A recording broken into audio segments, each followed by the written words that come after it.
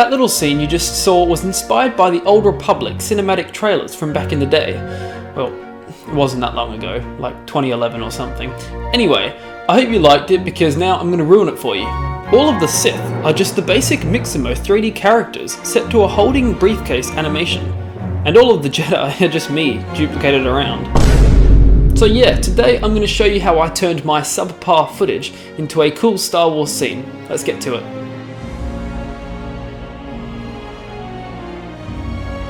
Starting with filming. As previously mentioned, all of the Sith are 100% CGI, so I don't have to film anything for that. For filming the main Jedi, I set up my green screen indoors. For the back angles, when he is facing the Sith, I didn't worry about the lighting since I will change that later. But for the close-up shot, I used two little aperture lights called the MC Pros. One I set to orange to light the side of my face to mimic a distant fire. The other I set to blue and held it in my hand and made it turn on when I wanted the lightsaber blade to turn on. For all of the other Jedi in the background, I went outside with my green screen.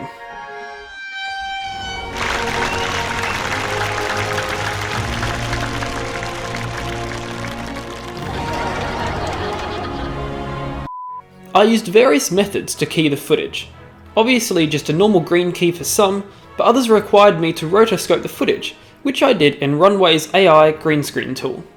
And before I can get to putting the footage in the environment, I have to make it first.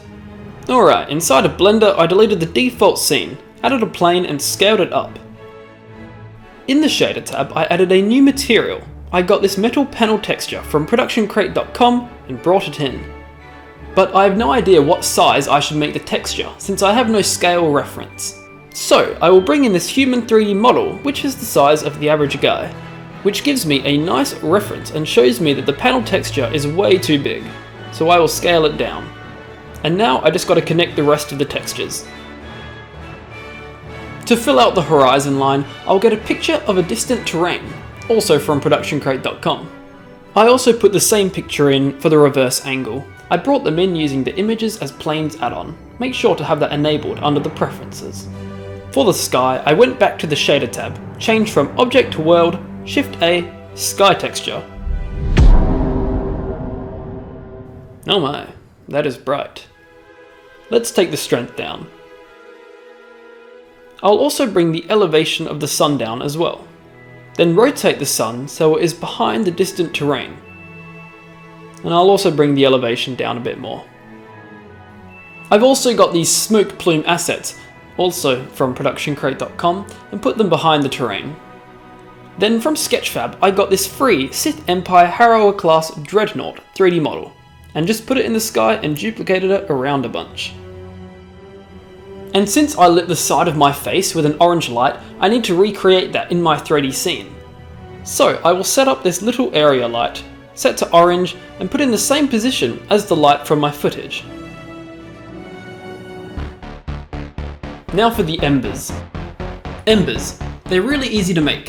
What you're going to want to do first is go Shift A, add a new mesh and make it an icosphere. I'm going to scale it down and just drop it below the plane. Under shading, I'm going to add a new texture and delete the principled BSD. I'm going to go Shift A and add a emission. Now just connect that up to the surface input.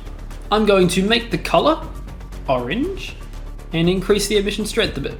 Now I'm going to add a plane to spawn the embers and then just rotate it. So it's now facing me.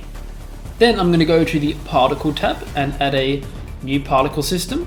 So let's increase the lifetime. I'm just going to go over here and add a bunch of zeros. I'm also going to scroll down to field weights and turn off the gravity. So if you hit play on that, they just now shoot at, but they are shooting the wrong way. So under velocity, I'm going to change from 1 to, let's just go -2. Let's see what that looks like. Nice.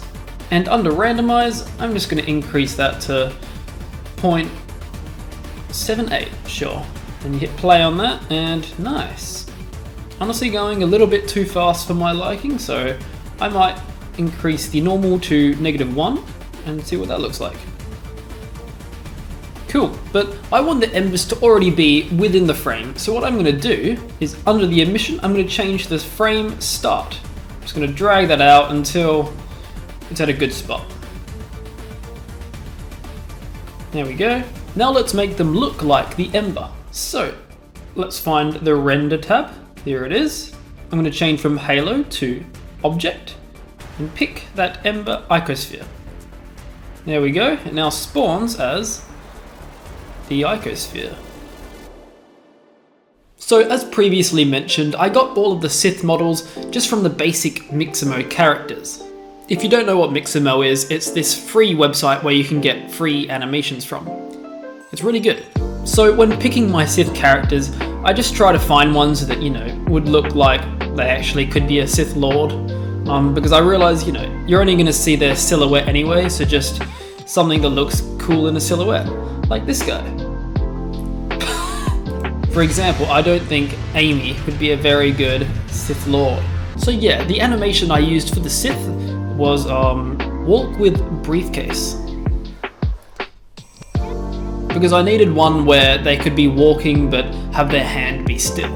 I'm also going to check in place so I can have them walk on my own time. And for some of them I also ticked mirror, just so the lightsaber could be in the opposite hand. Here I've got a bunch of them downloaded. I also got this free lightsaber 3D model from Sketchfab. If you hit play, you'll notice that, the animation just stops. We have to loop it. So I'm going to select the armature, change from the timeline to the graph editor, go to channel, extrapolation mode, make cyclic. When you hit play on that, it just loops forever. But you'll also notice that they are walking at the exact same time. So what I'm going to do is just select one of the armatures and slide its keyframes. Then you hit play again, and it just looks like they're walking at different paces. And before I animate them and put the lightsaber in their hand, I'm going to first make the lightsaber blade. I'm going to go Shift A, Mesh, and add a cylinder. Wow, that's fat. Under its properties, I'm going to change its radius to something really, really thin. I'm also going to make it a bit pointy, since it is in fact a lightsaber. So I'm going to hit Tab, go to Edit Mode, and just select the vertices on top, hit E, Z, and extrude up. Click, and then S to scale, and just move that in a bit. There we go. Now it's a bit pointy. Then in the Shading tab, I will add a new material, delete the principled BSDF, and add a emission shader. And yeah, just make it red and increase the emission. Then if you go to the render properties, you can tick bloom. There we go. Now it looks like a lightsaber blade. Then what I can do is click on the blade and shift click on the lightsaber, Control P, and set parent to object and keep transform. So now when you move the lightsaber around, the blade connects to it. And to have the blade ignite and... what's the opposite of ignite? I don't know. Turn off. We can click on the lightsaber blade and under scale, Z, just shrink it down. But oh no, it's shrinking from the middle. Let's fix that. I'm just going to hide the lightsaber blade for a moment. I'm going to select the saber and go Shift, right click. And now you can see we placed the 3D cursor on the base of the saber. And I'm going to go to Object, Set Origin to 3D Cursor.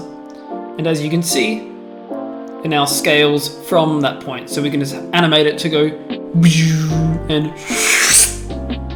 yeah, those lightsaber sounds need work. Now to put it in their hands, it's really easy.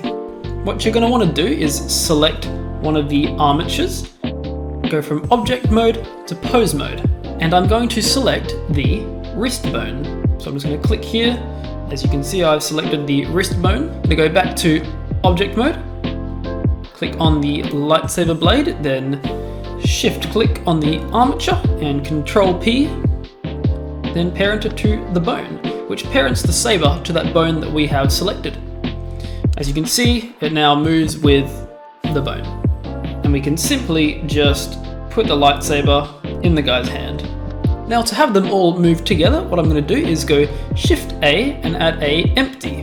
Then I'm going to select all of the Sith armatures, and then select the empty, and do Control P, and parent to object. Now this one empty controls all of the Sith. Then what I can do is hit G to move it and Y to lock it to the Y axis, and and just push it back to where I want it to start. I'm going to hit I to add a location keyframe. Now I'll put it towards the end of the timeline. Then hit GY again and move it to roughly where I think it would be. Add another keyframe. And as you can see, it starts slow, then gets fast. We need it to be a constant speed. So I'm gonna right click and go interpolation mode, make it linear. Hey, that's looking good. Now that everything is all set up, let's put in the Jedi footage. For this first shot, I didn't actually bring the footage inside of Blender using images as planes. Instead, I added a new camera and set its focal length to the same focal length of my real camera. I then brought in the keyed green screen footage as the background, but brought it to the front and increased the opacity. Then using that same man 3D model, I aligned the camera so that I would be roughly in the same position of the model. I did, however, have to drop down a bit since I am not the size of the average man.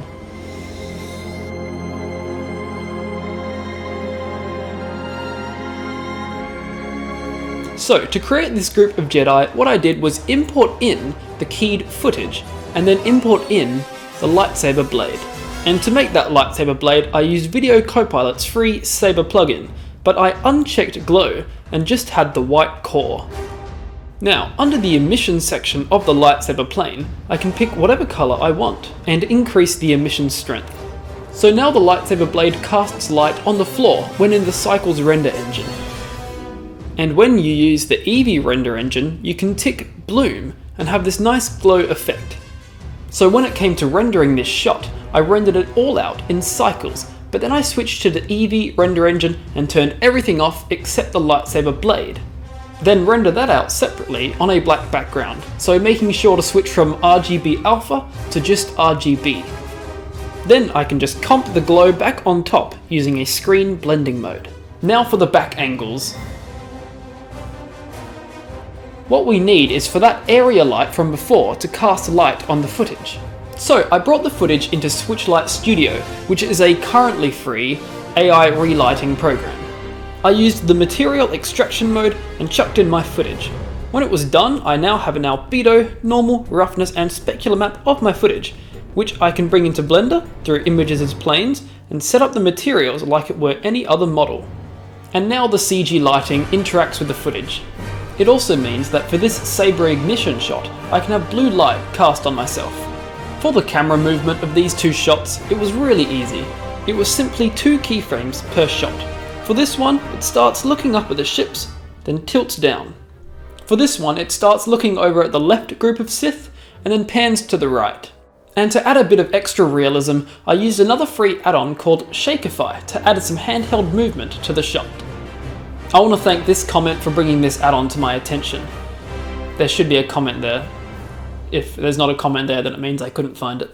Thanks for watching, see ya.